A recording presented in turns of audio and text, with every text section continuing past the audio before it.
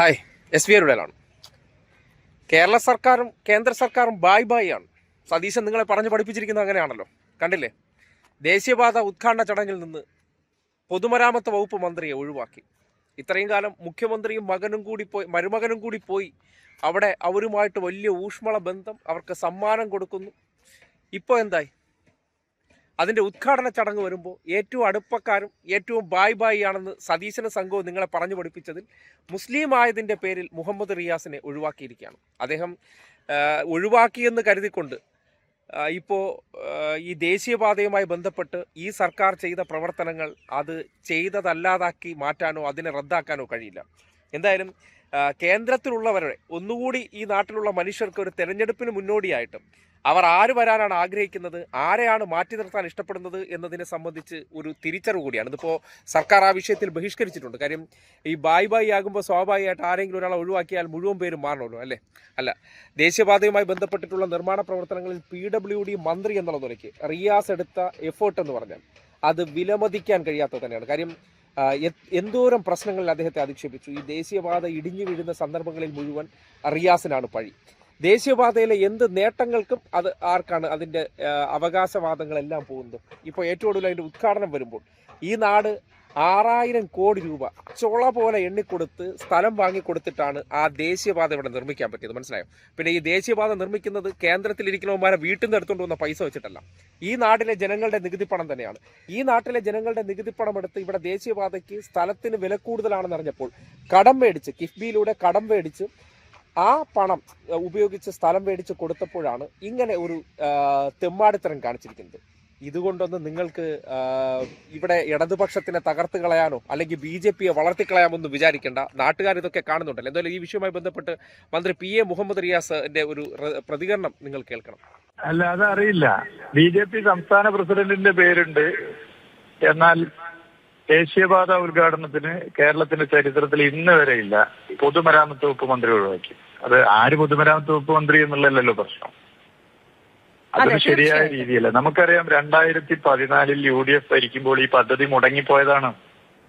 മുടങ്ങിപ്പോയ ഈ പദ്ധതി 2016 ശ്രീ പിണറായി വിജയന്റെ നേതൃത്വത്തിലുള്ള LDF സർക്കാർ അധികാരത്തിൽ വന്നതിന് ശേഷം ഇടപെടൽ നടത്തി, ചർച്ച ചെയ്തു മരണപ്പെട്ട ഒരു പദ്ധതിക്ക് ജീവൻ വെപ്പിച്ചു.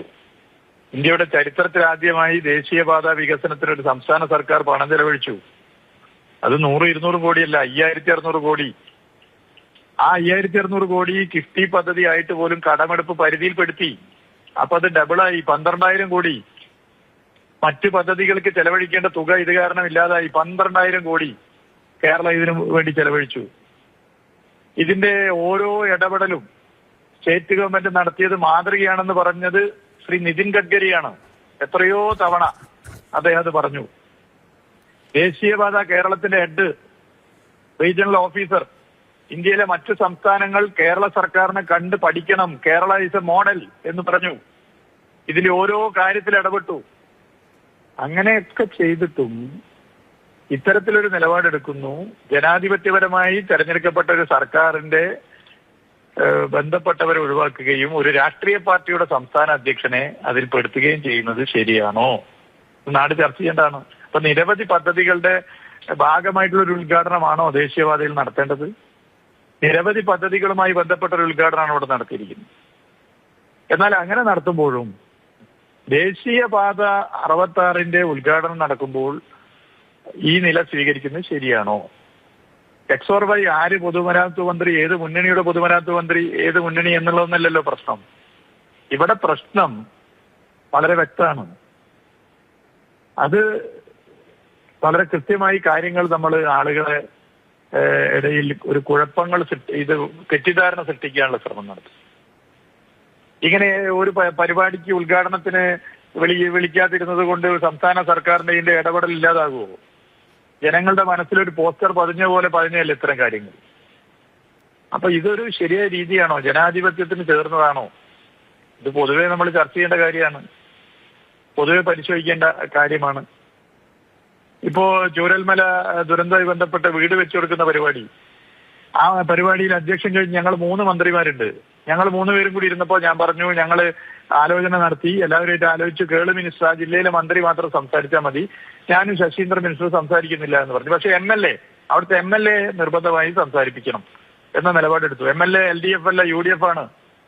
അത് അവിടുത്തെ ഒരു MLA ആണ്. അപ്പൊ വേണമെങ്കിൽ ഞങ്ങൾക്ക് പറയാം, മന്ത്രിമാര് സംസാരിക്കുന്നില്ലല്ലോ, അപ്പൊ പിന്നെ MLA വേണോ എന്ന് വേണം പറയാം. പക്ഷെ അങ്ങനത്തെ നിലപാടല്ല എടുത്തത്. എല്ലാവരും ഉൾക്കൊള്ളാനുള്ള ഒരു സമീപനം എടുത്തത്. അപ്പൊ എല്ലാവരും ഉൾക്കൊള്ളുക എന്നുള്ളതാണ് ജനാധിപത്യത്തിൽ വേണ്ടത്. ഇതിൽ ആദ്യം മുതൽ അവസാനം വരെ LDF ഗവൺമെന്റ് എങ്ങനെയാണ് ഇടപെട്ടതെന്ന് കേരളത്തിന് അറിയാം. ഇത് ഏതെങ്കിലും ഒരു വകുപ്പ് മന്ത്രിയെയോ ഒരു സർക്കാരിനെ അപമാനിക്കലല്ല, കേരളത്തെ അപമാനിക്കലാണ്. ജനാധിപത്യപരമായി തെരഞ്ഞെടുക്കപ്പെട്ട ഒരു സർക്കാരിന്റെ അവകാശത്തെ ഹനിക്കലാണ്. ഇത് കേരളത്തെ അപമാനിക്കലാണ്. അല്ല, എന്റെ കാര്യമാണ് ഞാൻ പറഞ്ഞത്. എന്നെ ക്ഷണിച്ചിട്ടില്ല. സാധാരണ ഇങ്ങനെ എന്തുണ്ടെങ്കിലും ശ്രീ നിതിൻ ഗഡ്കരിയുടെ ഓഫീസിൽ നിന്ന് വിളിക്കാറുണ്ട്. വിളിച്ച് കണ്ടിട്ടില്ല, മറ്റ് പേരും വെച്ചിട്ടില്ല. അത് മാത്രമേ എനിക്കറിയൂ, മറ്റു കാര്യങ്ങൾ എനിക്കറിയില്ല. അത്രയേ ഉള്ളൂ. വയനാട് ചൂരൽമലയുമായി ബന്ധപ്പെട്ട വിഷയത്തിൽ ടി സിദ്ദിഖ് MLA പ്രതിപക്ഷ ബഹുമാനത്തിന്റെ അടിസ്ഥാനത്തിലാണ് അവിടെ സംസാരിക്കാൻ വിളിച്ചത്. അവിടെ മന്ത്രിമാര്, മുഖ്യമന്ത്രിയും ഒപ്പം തന്നെ വയനാട് ജില്ലയിലെ മന്ത്രിയായിട്ടുള്ള OR കേളുവിന് ശേഷം അവിടുത്തെ കൽപ്പറ്റ MLA ആയിട്ടുള്ള ടി സിദ്ദിഖിനെയാണ് അവിടെ സംസാരിക്കാൻ വിളിപ്പിച്ചിട്ടുള്ളത്. അല്ലാതെ ആരും വിളിപ്പിച്ചിട്ടില്ല. അതാണ് ഇടതുപക്ഷത്തിന്റെ പ്രതിപക്ഷ മാന്യത, ബഹുമാനം എന്ന് പറയുന്നത്. വിഴിഞ്ഞം പദ്ധതി ഉൾപ്പെടെയുള്ള ഇടങ്ങളിലും അത് സംഭവിച്ചിട്ടുണ്ട്. അപ്പോൾ ഇങ്ങനെ ഒരു ദേശീയപാതയിൽ നിങ്ങൾ ഒറ്റയ്ക്ക് BJP സംസ്ഥാന പ്രസിഡന്റ് രാജീവ് ചന്ദ്രശേഖരന്റെ സാന്നിധ്യത്തിൽ ഉദ്ഘാടനം ചെയ്തു കഴിഞ്ഞാൽ ഇതോടുകൂടി ഈ നാട്ടിലെല്ലാം നിങ്ങൾക്ക് അനുകൂലമായിട്ട് മാറുമെന്നല്ല, ജനം കൂടുതൽ കാര്യങ്ങളെക്കുറിച്ച് മനസ്സിലാക്കാനും ഈ നാട്ടിൽ കോൺഗ്രസും ലീഗന്മാരും സുഡാപ്പികളെല്ലാം കൂടി ചേർന്ന് പ്രചരിപ്പിച്ച പല നുണക്കഥകളും അത് നുണക്കോട്ട പോലെ തകർന്നടിയാൻ പോകുന്നു എന്നുള്ളതാണ് കാര്യം.